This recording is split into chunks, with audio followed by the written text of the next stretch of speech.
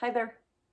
So today we're going to talk a little bit about fiction and nonfiction and magic and imagination. So what you are going to be thinking about while I read today's story and today's poem is whether you believe in magic, or maybe you think a magic is something that comes from people's imagination, and that's something that you get to decide as I read. I'm going to read a story called My Old Man by Patricia Polacco. She wrote the story and did the pictures.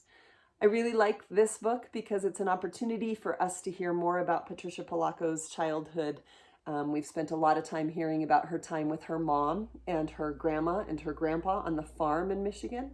In this story, you get to hear more about the time she spent with her dad, also in Michigan, but not on the farm. And in the poem, there will be a little bit of, it's a very short poem, but again, the focus is on magic. Some magic in the story, some magic in the poem, and what you think about that as related to imagination. This story has at the beginning some real photographs, real pictures taken with a camera of her dad and herself with her big brother, Richie, and her grandma. And then there's also a picture of a car in the middle of that. This story talks a lot about a car, and that's the car that they're talking about, that she's talking about in the story. So think about those things: magic, imagination, nonfiction, which is when a story is true, fiction is when a story is not true. Sometimes a story can be a combination of both. A story that's based on true life, real life, things that really happened would be nonfiction. But if you sprinkle in a little bit of magic or some extra imagination, it turns it into something a little bit different. So it's not nonfiction anymore. It might be fiction that's based on reality, realistic fiction. So think about those things as I read. My old man, my old man. When someone calls another person their old man, typically it means their dad. And in this story, that's what that is. Patricia and her brother call him my old man, and it's their dad. Whenever I get quiet and still inside, and I wish I was little again, all I have to do is think about my summers in Michigan. When I do this, it isn't now anymore, it is then again. Our mom and dad were divorced, and our summers were spent with our dad and grandma in the village of Williamston, just outside of Lansing. There's our house on Middle Street. There's our grandma in the winterlight. She's watering her plants. Those are her crepe paper parrots. There's Mr. Barkyback, trying to get the mail past the Gaffner's dog. And there I am on the front porch with my brother Richard. Do you see him? Richie asked. As I leaned, almost tipping over the railing. Nope, I answered. But he'll be here by 4. Just like clockwork, he always is. We were referring to our old man. Referring means talking about. So they're talking about when their dad's coming home from work. Every single day of his life on the road, he brought home a tale to tell us. A tale is another word for story. He collected stories like kids collect baseball cards or fine ladies collect special teacups. When he'd pull up, he'd always spin us a good yarn. That means tell us a good story. Like how L.D. Dunkel got his heel caught in the train tracks when the 433 was barreling down at him right out of Fowlerville. Or how he personally saw the Bender sisters buy chewing tobacco over at the Fates Pharmacy. For the hired hand is what they used to say, but everybody knew it was for them. But he never had a story that changed so many things for Richie and me as the day he glided home in his big old cruiser, stepped out and said, "You'll never guess what happened today in that machine." His eyes were blazing. We knew this was going to be the mother of all stories.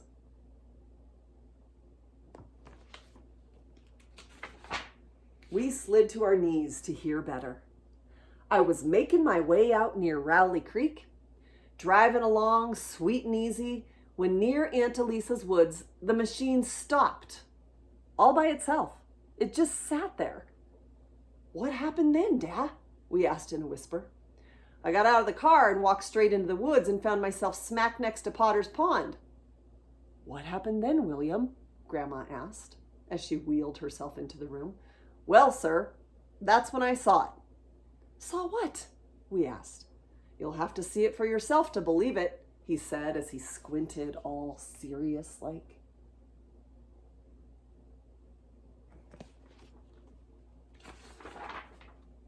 We steamed out on Dietz Road to exact spot where the car stopped for Dad. It stopped again, gentle-like, without a sound. We followed Dad into the woods until he brought us to Potter's Pond, and then he stopped and pointed. It was a rock. A great, huge rock. My brother howled in disbelief. Ah, Dad, it's just an old rock. Give a chance, Richie boy. Keep looking, my dad said. I thought it was just a rock too, until there's magic in that rock. I kept looking and looking until I couldn't look away. It's just a dumb old rock, Richie said. Come on, Richie, look at it, I said. You see, I knew my brother needed magic more than any of us. He just seemed to be sad and upset. I walked over and I started touching that rock. There's lines in it. They look really old, too. Now, without saying a word, Richie went up and touched the lines on the rock, one by one.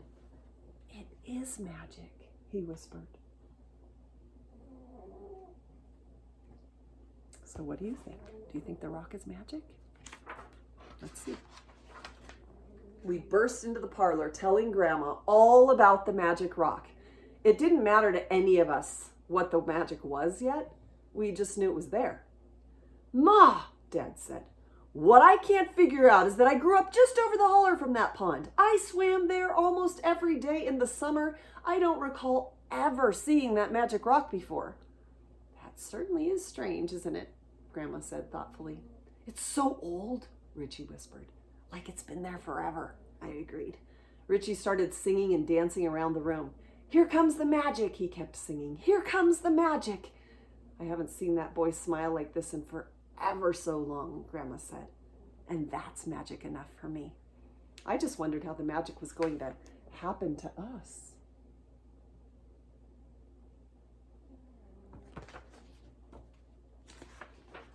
A few days later, near about noon, Richie and I were making crepe paper parrots with Grandma. So crepe paper is an art paper that you can use that comes in all different colorful colors. And it's different than construction paper. Construction paper is super thick, and we use construction paper in our classroom all the time for all different types of art.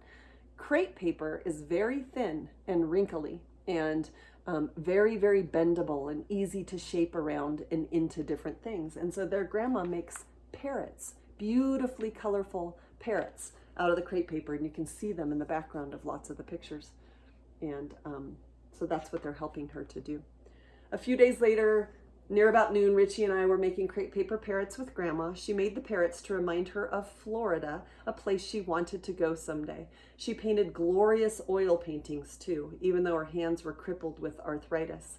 In fact, this was the summer that she was going to teach me to use oil paint on real canvas. But we were cutting out crepe paper when the front door opened. It was our old man. William, what are you doing home so early? Grandma asked. Sales are down, times are hard. Varney had to let me go today, Da said, and he tried to smile. I couldn't believe it.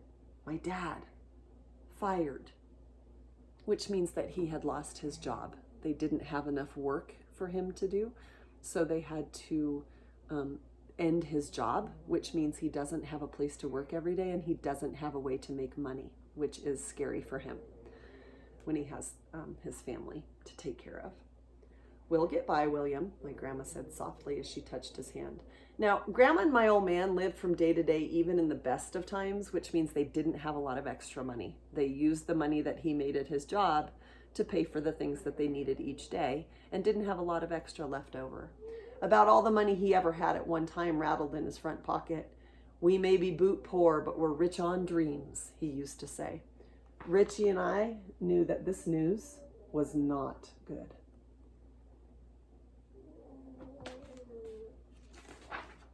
The next morning, Richie and I overheard Da tell Grandma he'd have to sell his car. I can't keep up with the payments, he said. I thought of that old cruiser and how the sunlight caught the chrome on the bumper and how Da's stories all seemed to come from that car.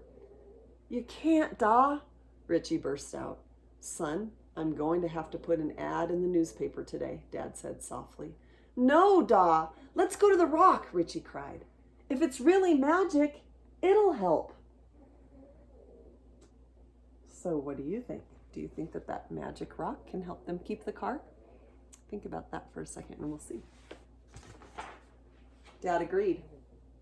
But when we got out there, it seemed like just a big old rock. Richie put his hands on it. I don't feel anything anymore, he said through bitter tears. And then we all put our hands on the rock, and the three of us together traced our fingers right across the old mysterious lines. Our old man felt it first. I feel something, he said, with his eyes glowing. I waited, and there it was. I do too, I said. I feel like laughing, only it's inside. I feel like I could just lift it right off the ground, Richie said breathlessly. By golly, you're right, Dad said, and he jumped up on the rock. The magic, it is here.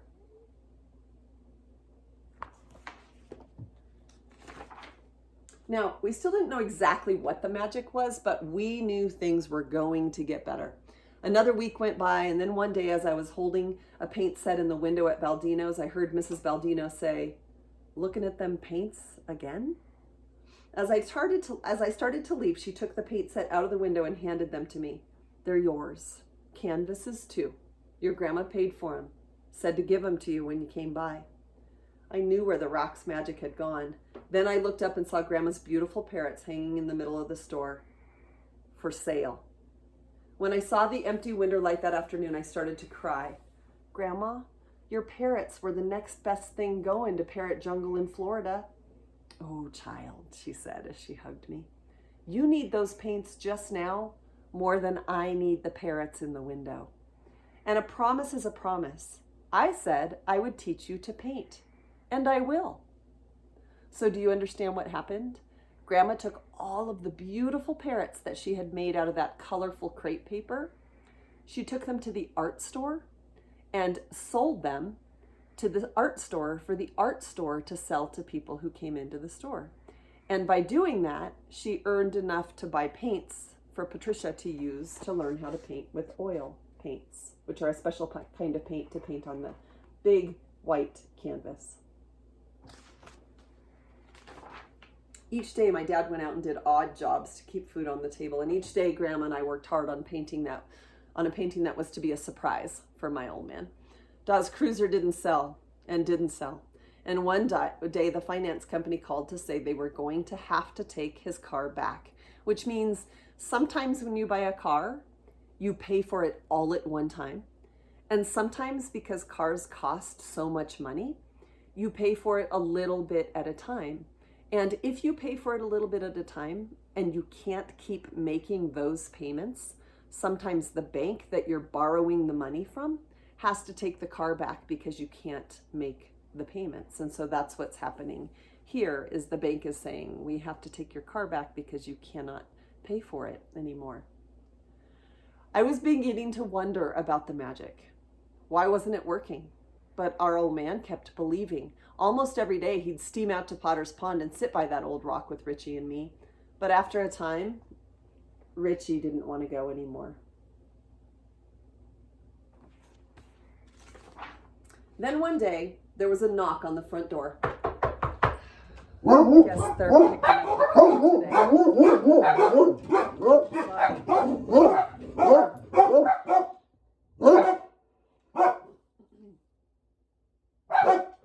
Guess they're picking up the car today. Okay, that's enough. Okay, done. I guess I shouldn't have knocked on the table like it was a knock on the door. Nope, no more.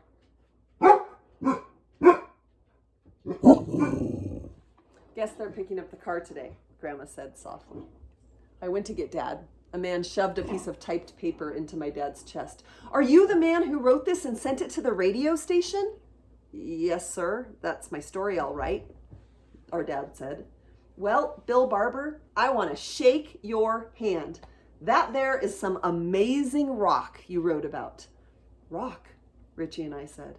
Son, I'm not here about that rock. I'm here because of magic, hope, and dreams. These days, we've got precious little of that. Anyone who can write these words when he's down and out is the kind of man other people need to listen to. Dad looked confused. Mister, I'm offering you a job on the radio. We need people like you at WJIM. Okay, so because we got interrupted by the dogs, let me make sure you understand what just happened. So this man comes to the door. He knocks on the door. I'm not going to knock again. And he offers their old man a job at a radio station because he had written a story about the magic rock. And they loved it so much, they wanted him to come work at the radio station. So that's what's happened on that page.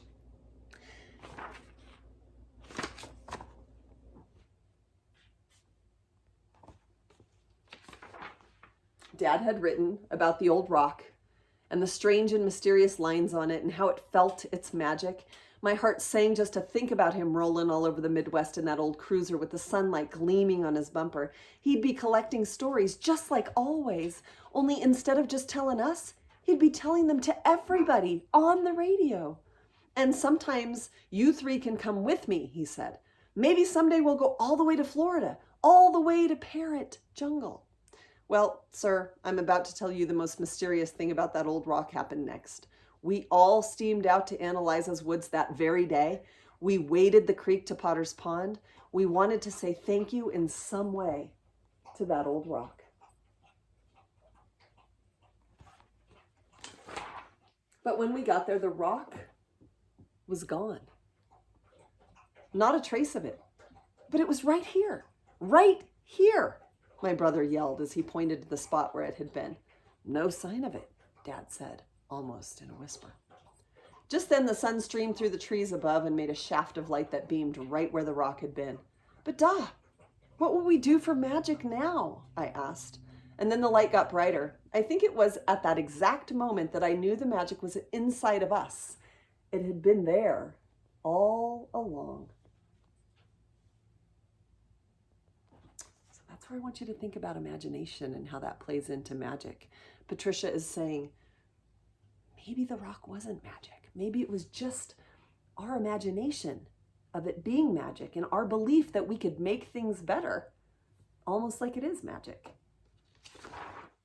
All the way back home, Richie complained he'd never see the rock again, but I had a surprise of my own. When we got back, I unveiled the painting I'd been working on. It was of Potter's Pond and the wonderful rock. There it is, Richie, old lines and all. The look of wonder that appeared on my brother's face never left his eyes again. So Patricia painted a picture of the magic rock. The magic of that summer lives in my heart to this day. The rock was magic, all right, but the real magic was the memory of my old man. Anytime I want, I get quiet and still inside, and I'm little again. I think of that summer by Potter's Pond. I have the gift of that memory anytime I recall it. A memory that brings back Grandma, the parrots, the cruising machine, and most especially, my old man. A memory that will last as long as children tell others about fathers they love. And that's the painting Patricia did for her dad.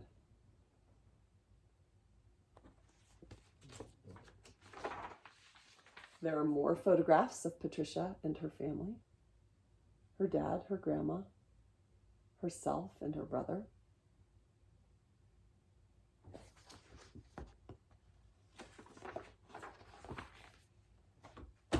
And that's the end. So think about magic and imagination. And the little poem I have by Shel Silverstein is called Magic Carpet. And it goes like this. Well, here's a picture of a boy on a magic carpet. And it goes like this. You have a magic carpet that will whiz you through the air to Spain or Maine or Africa if you just tell it where. So will you let it take you where you've never been before? Or will you buy some drapes to match and use it on your floor? So that's a good question. Would you buy a magic carpet and want to take it on a trip through the sky all over the world to different parts of the world? Or if you had a magic carpet, would you just buy one to match your curtains and put it on your floor? Which means maybe you're not believing so much that it's actually magic. So think about that. I hope you have a magical day, and I'll see you tomorrow.